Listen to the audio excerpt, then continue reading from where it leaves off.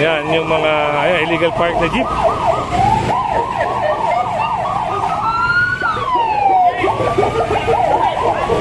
Wala akong tubig. Wala akong tubig eh. Dito ang daming mga naka-illegal park dito na sasakyan. Kabilaan. Tingnan natin ha. Anong barangay ba to? Anong street? Tingnan natin.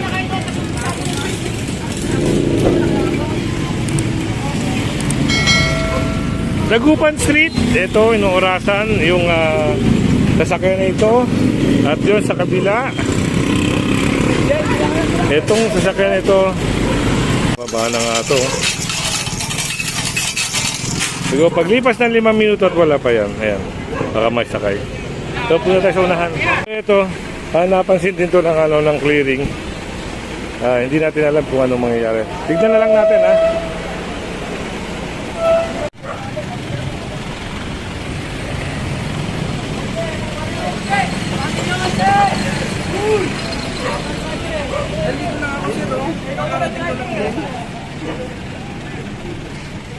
Ito na.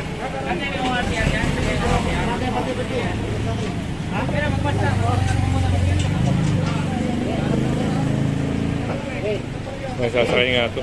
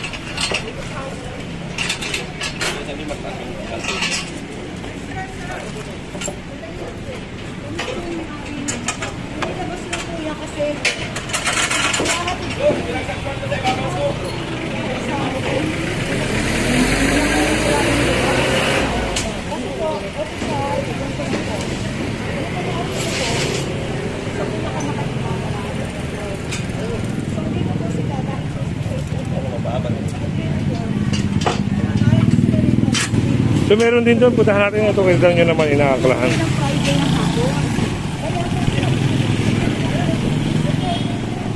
Ayun din, yung isang pulang adventure, sasakay din. Meron din sa kabila, yung kulay silver na, ano ba yun? Mirage.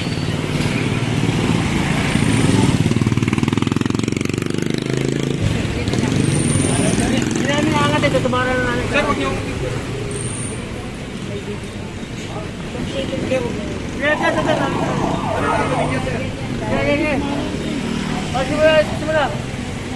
So ito na nga yung yung tow truck.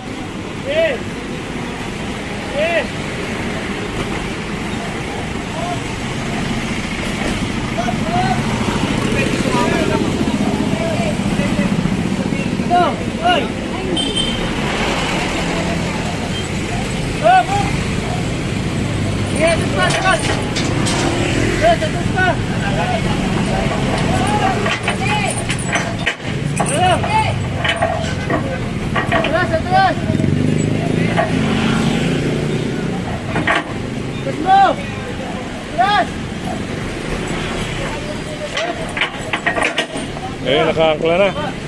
Dadali na lang yan sa Tumana Marikina. Punta rin tayo dito. Maraming ngayong natutow dito sa Dagupan Street. Hindi na natin alam kung Tondo Manila na to eh. Kung Tondo siya. Ito.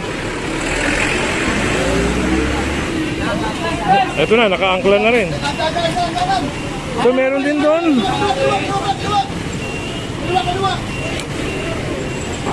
Ano yung problema? Mismong highway na sila nagpapark dito. Papalang ng grocery.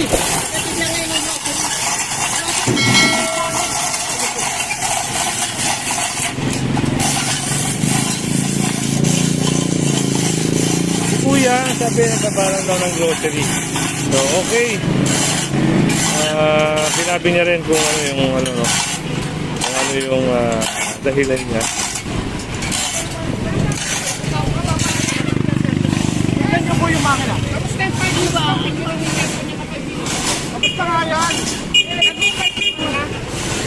So tignan natin dito kung ano naman yung usapan dito.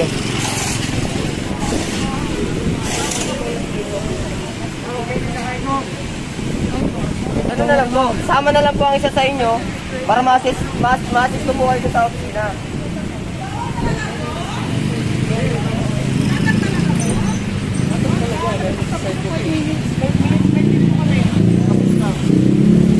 Actually, nagpasa siya 5 minutes, siguro mga 5:40 lang na. Kasi katulad doon sa kanila, oh, sabay mo yan. So yun, nagpaliwanag yung enforcer, no? Sinabi niya na lagpas na raw sa 5 minutes.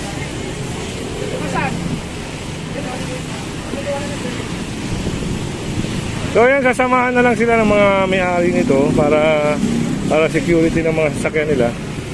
Ayun, no?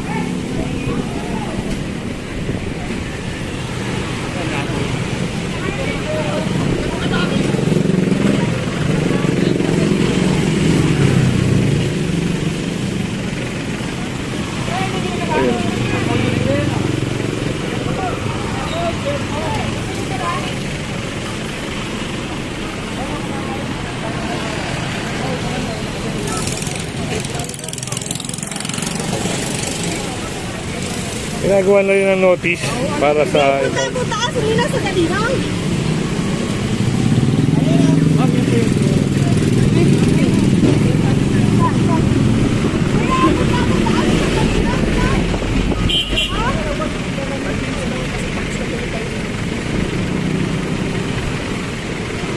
O yun, na-inform sila. Tumigit.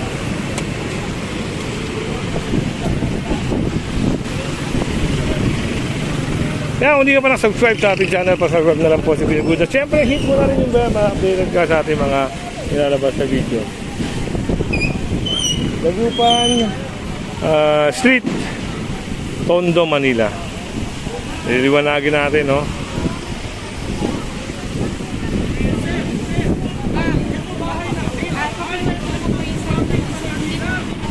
Bahay daw nila, sir. Yung harap parking daw nila, ayun, no? May parking lang sa loob lang. Sa Tondo ba to? Ah, Tondo. Dagupan, Tondo, no? Ayan, salamat po. Okay, at yun.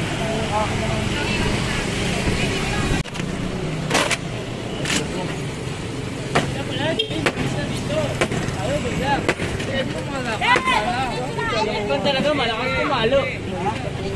Eh kami na, matulong nga ako.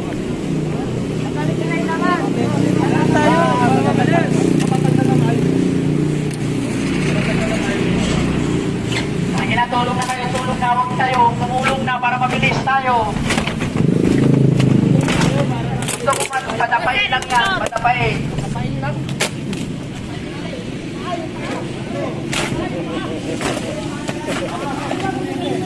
Ako yung mabuhay natin, wala ako dapat nakaharang dyan o nakahampara sa bangketa natin o karsada, yung mga illegal parking na yan.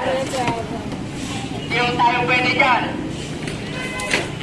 O doon na ilalagay yung mga tinibag-tibag sa kanila.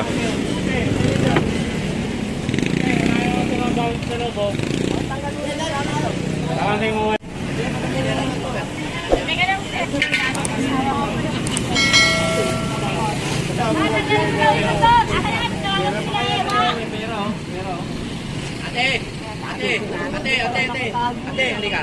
Ate.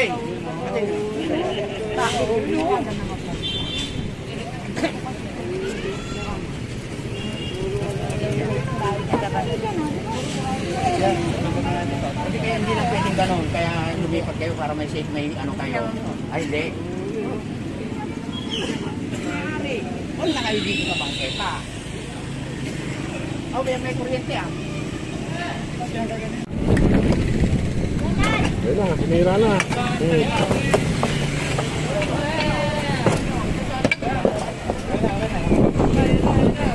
Babagsak na ito, no? Para tuluyan na. Kasi ito, kita nyo, highway. Isang highway, Dagupan Street. Sila lang yung bukod tanging nandito. Ito, sidewalk.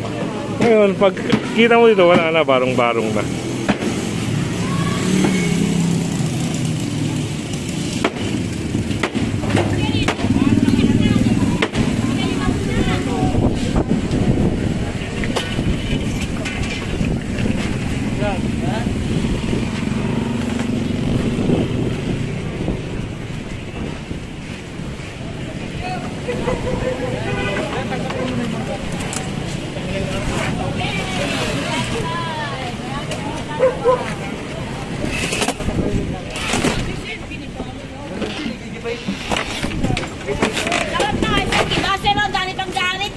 Dapat ang gawin sa inyo, Arnie.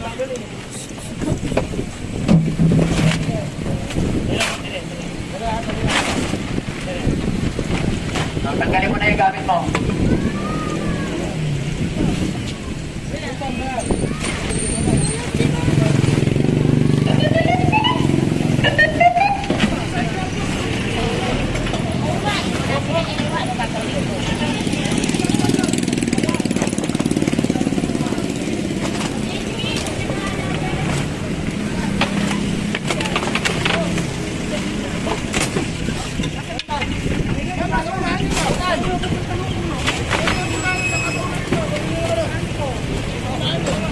Ay, baka maano kayo, matamaan kayo.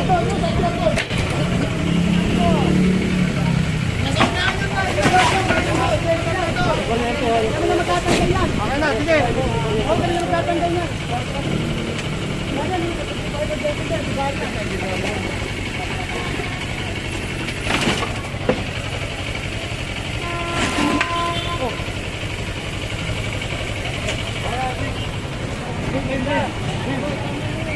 So, ayan na. At hindi na pwedeng ilagay ito ni Kuya dahil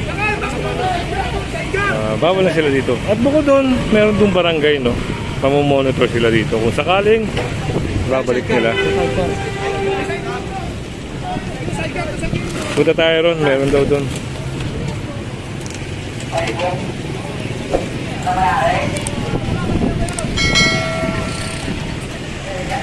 Si Sir ay natikitan din ng no crash helmet violation. Ayan, natikitan siya ni Sir Santos.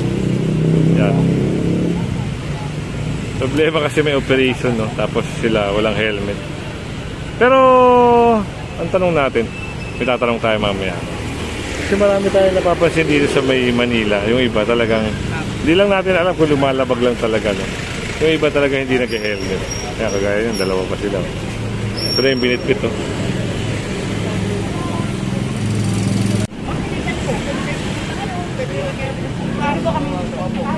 Pero mas maganda mo, huwag mo nang patagalin na eh.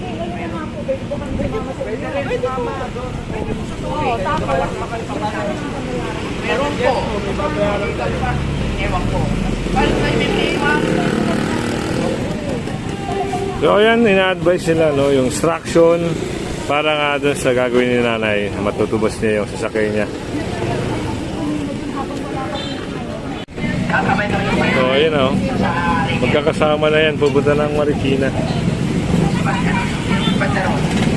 Yung kay Bakiran. Bakiran. Nasa unahan, okay. Hold nyo nga yun.